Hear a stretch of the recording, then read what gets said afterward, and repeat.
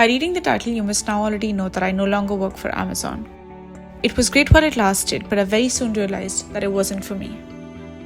I have done my fair share of 16-hour-long work days, and I do not intend to do that ever again for something that doesn't interest me. What I do want is to live by St. Augustine's quote, "The world is a book, and those who don't travel only read one page." Can you hear me? Yeah? Okay, good. Today I'm going to take you to Scotland with me and a couple of my friends. So sit back, relax, and enjoy the first part of this 4-part series.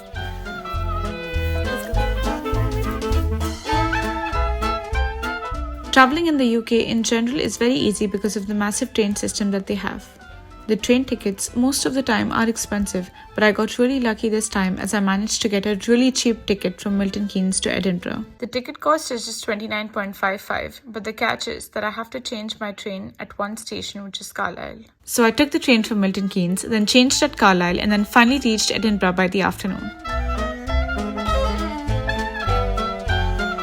From the station, I took a bus to the place which was going to be our stay for the next 2 days. We had booked ourselves a 2-bedroom Airbnb unit at approximately £130 per night. After entering, on the right side it had a decent sized living room which had a great view and was very nicely decorated.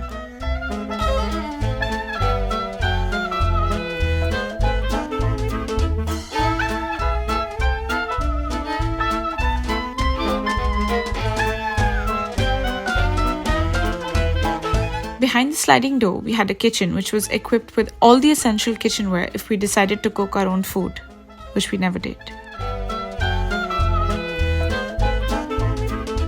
Outside the hallway, we had the first bedroom with its own toilet and bath.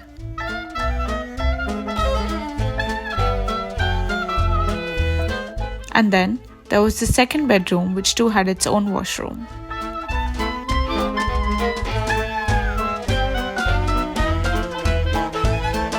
I kept my luggage in the Airbnb and then went out to find Ricky.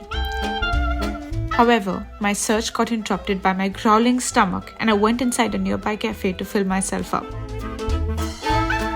This is the Eggs Benedict, and the patty inside is the vegan haggis patty. From there, I resumed my search for Ricky, but then got distracted again. This time, it was because of an art shop.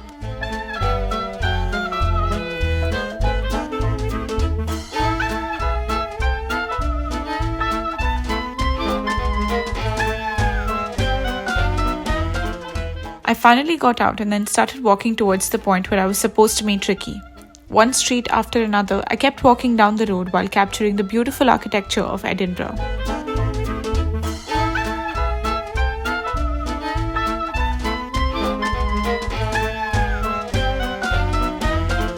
When I got tired, I took a bus, saw some more mind-blowing buildings on my way.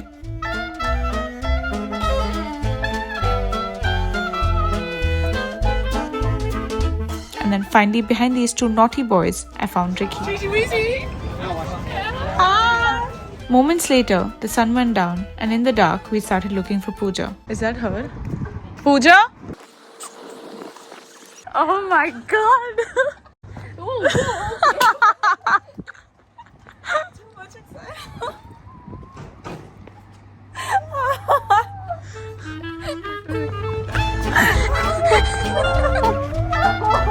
Oh my god! It's been so long! The next morning, I took the girls to the same cafe that I had been to earlier. We were lucky enough to get a table without waiting, and since we were on a clock, we didn't waste any time in ordering the food. We had 3 different styles of breakfast with some tea and dessert. We ate all that we could, and then we headed out to explore the city. Right now we're going to Carlton Hill. We're going to be doing a hike there. At the end of the hike, from one side you're going to be able to see the entire city, and from the other side you're going to be able to see the North Sea. Come, let's go. Carlton Hill is home to Edinburgh's shame. On the top of the hill there is a half-made national monument which has been in the state since the last 200 years. It was being built to honor the soldiers who gave their life during the Napoleon Wars, but the funding for the project ran out, hence the shame. Another extremely interesting thing about this hill is the invention of the panorama or the panoramic view. It was here in 1787 when Robert Baker, an Irish painter, sketched a 360-degree view of the city. If not for him, we probably wouldn't have this cool photography feature in our phones. Next, we went to the Edinburgh Castle. The castle was built on top of a dead volcano, and as it turns out, the entire Edinburgh is surrounded by volcanoes that have been dead for the last 350 million years. There is a gun at the castle that has been kept there since 1861 and is still in use today. Every afternoon at 1 p.m., the gun is fired. It's more for symbolic reasons now, but earlier it was a way to help sailors correct their time. The sound of the gun would be heard miles away, and every sailor would know that it's 1 p.m. There is also a cemetery for dogs in the castle. The dogs buried here were the ones who served in the military. From the castle, we went to the Victoria Street. If you are a Harry Potter fan, then you will truly enjoy it here. J.K. Rowling got her inspiration for Diagon Alley from the Victoria Street. Along with this, there is the Elephant's Cafe and Balmoral Hotel in Edinburgh that are famous among the Harry Potter fans, as a good part of the Harry Potter book series was written in these places. Next, we decided to go for a scary tour. It was a guided tour where the guide talked about the dark past of Edinburgh.